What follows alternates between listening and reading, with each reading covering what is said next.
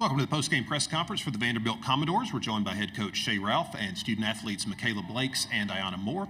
We'll begin with an opening statement from coach, then we'll take questions for the student athletes. We'll dismiss the student athletes back to the locker room, and then we'll take questions for coach. Hi, everyone. First of all, I just want to say how excited we are to be moving on. And we wouldn't be doing that without the two sitting up here. Really proud of our team for our resilient effort today. Thought we had contributions from multiple people. But you can't say enough about what Iyana Moore did for us today. She has really, I talked about it on TV, she's gone through it here, but we've been together since we arrived. So this is her 4th year with us. She's gone through an ACL. I was really hard on her this year, and she's playing the best basketball of her career right now. Really proud of her, excited for her. This is the first time in our program's history that we've beaten Tennessee twice in 1 year, but we're not done yet. This is just the beginning of March, and we expected to win today, and we're excited to move on tomorrow. We'll take questions for the student athletes. Please raise your hand. We'll get a mic to you here in the front first, and then we'll go to the back. Iyana, can you give me an example of coach being hard on you this year that was tough at the moment, but that has pushed you through for a performance like today? I mean, just in practice, like when I think I'm doing something right and coach Ralph is like, no, you're doing it wrong. And I'm like, okay, fine. But like just moments like that, it's just like her just constantly staying on top of me and not just letting me slack, not letting me just take a breath. Like that's all you can ask for in a coach, because as you want to get better, you want a coach who's going to continuously push you. So and at the long end, you're just looking like, okay, she loves me and she's doing that for a reason. Here on the front right. Iyana, it took you a little bit to find your first wins over Tennessee playing at Vanderbilt, but you picked up 2 this year. What is that feeling like, and what does it mean to you? It means a lot doing it with these group of girls. It's special. I think we all have a great time with each other, and I think it's carried us a long way. Of course, you have ups and downs in the season, but through it all, at the end, right now, we're doing it at our best time. So that's all you can ask for. Back. Your coach just alluded to it a little bit back here, sorry. But for you, Iyana, just what were the emotions like going into today? And obviously you had 17 points the last time you played Tennessee. Is there any extra edge there? Just what was it like emotionally? I don't think there's any extra edge. I think our coaches say it best, that our next game is our most important game. And we're going into every game just wanting to kill the person that's standing across from us. And, I mean, this one right here, she pushes me every day just to be the best version of myself. So when you have people like that around you who continuously push you and have great people around you, you just want to go out there and do it for them and do it for yourself, because they're going to continue to push you, so why not? Front right. Mikayla, obviously you help run the offensive lot, but Jordan Oliver is a big part of that and helping break the press. How important is she to your guys' team? I mean, she's the glue to our team. Without her, I mean, I don't know where we would be, but she does everything we need her to do. Like play point guard. Normally that's not her role, but today, because I was being pressured, me and Iyana were being pressured, she was able to bring the ball up the court and flow us into our offense. And, I mean, we're just so grateful for her and just everything she can do. Front left. Or either of you guys, comparing this game back to when you played Tennessee in Nashville, do you feel like they were any more fatigued this time, maybe running out of gas at this point in the year? I mean, it was a little cold in that gym. I don't know if this is a hockey stadium, hockey rink, or what, but it was a little cold, so my lungs was a little more tired.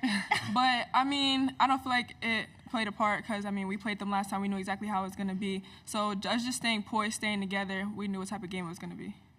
Front left, Holly. Just this is for you, Mikayla. The pressure, Tennessee's known for their pressure. You had 3 people around you many times today.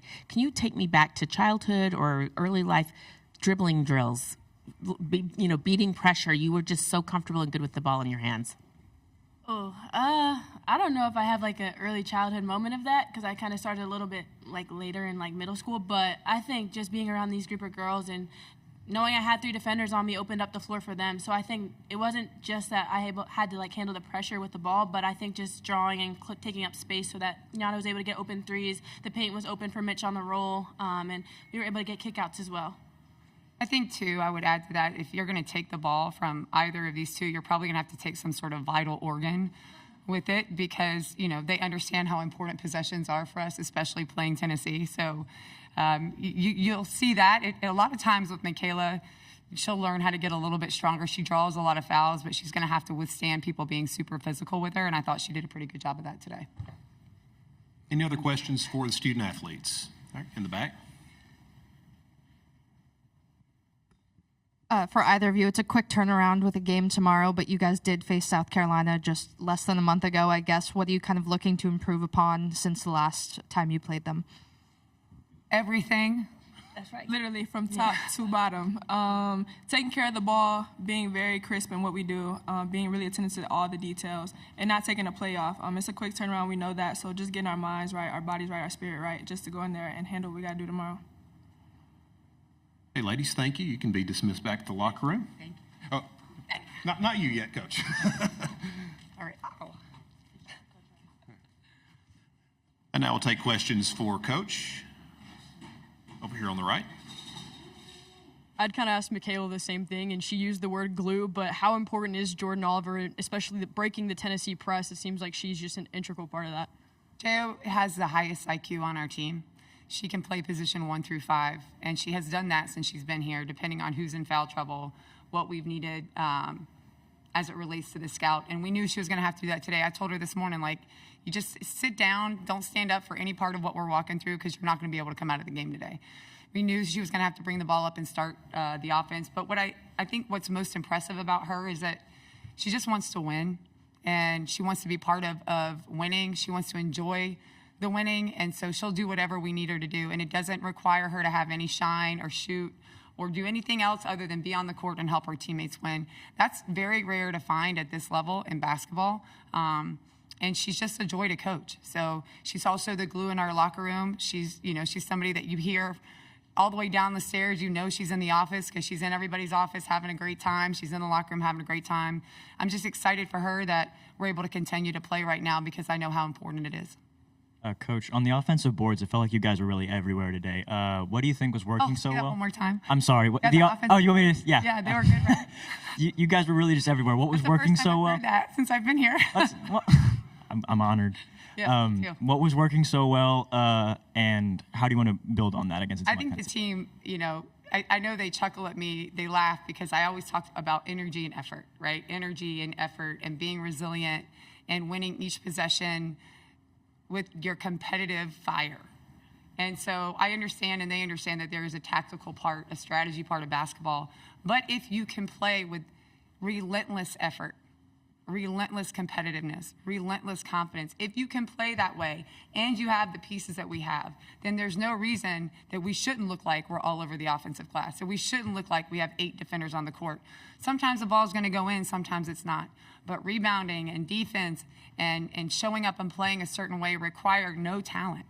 So if we can be great and be consistently great at the things that require no talent, then we're always going to be in a position to win the game. And I think they're starting to understand that. In the back. I know we've talked a little bit already about this, and the stats speak for themselves, but could you just talk a little bit more about how instrumental Iyana was to the win? Yes, I think it was her experience, her ability to slow the game down a little bit, and that really is a calling card for Tennessee, right? They want you to speed up. They want to create chaos offensively, so you take quick, bad shots. We knew we were going to have the opportunity to attack, but we had to do so with intelligence. And I thought Iyana did that really well so that it calmed Mikayla down a little bit because she can get sped up at times as well. It took the ball off Jo and allowed her to take a breather a little bit so that she was able to stay in the game and do the things on the defensive end as well. She just managed the game for us. She was our veteran leader on the floor. She was talking in every huddle. She was connected to the bench. She was exactly what you need to be when you're her age in March. And that she is the reason that we won the game today. I would also like to add, I thought Camille Pierre came in today after sitting for most of the third quarter and really helped us on the offensive glass. Did a lot of things in the fourth quarter that we needed her to do to win the game. And that just shows how much she's growing as a basketball player, too, after sitting for so long. Go to Holly. Coach, what is Mikayla's competitive makeup? She has just 5 points in the first half, comes out, kind of balls out in this third quarter. What have you learned about her competitive makeup? Her competitive makeup is like, I'm not sure anyone in the program would want to play a game of Uno with her. She is the kind of kid that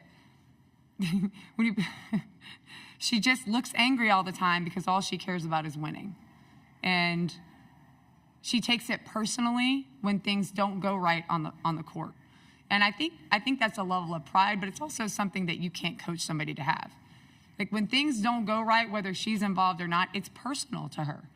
And she'll come back and she'll work obsessively to be better at whatever it is that happened that she didn't like, whether it was her or our team. She loves to be pushed in practice. She has a competitive nature, a makeup of championship mentality that you don't see very much. But she's also really young.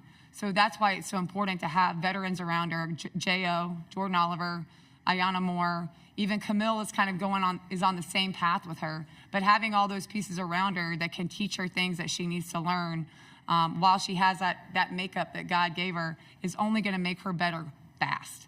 And so having her on the team obviously makes us really, really good because she is super special, and that's not coaching. That's not coaching. That's her parents and how she was brought up, but it's also what God gave her. We'll take one more. Cora? Shea, just what has been the key for your team in beating Tennessee twice this season? You're talking about energy and effort. It feels like Kim Caldwell talks about all the time. It's just kind of like a battle of wills. But what's kind of been the key for you guys in being able to pull off 2 wins this season? I think I would answer that with 2 reasons. The first is resilience. I think what we're learning, this team is learning how to be genuinely resilient and through the flow of the game, but also through the day-to-day of the season, the weeks of the season, the highs and lows. They've become really resilient. And I think preparation. I think we've done a really good job. We understand what our team needs to do to be prepared for games. We've gotten that down to a T. So when they feel prepared, they're really confident, and now they have that resilience. Will be tough to beat. Thank you, Coach. Thank you. Thank you, guys.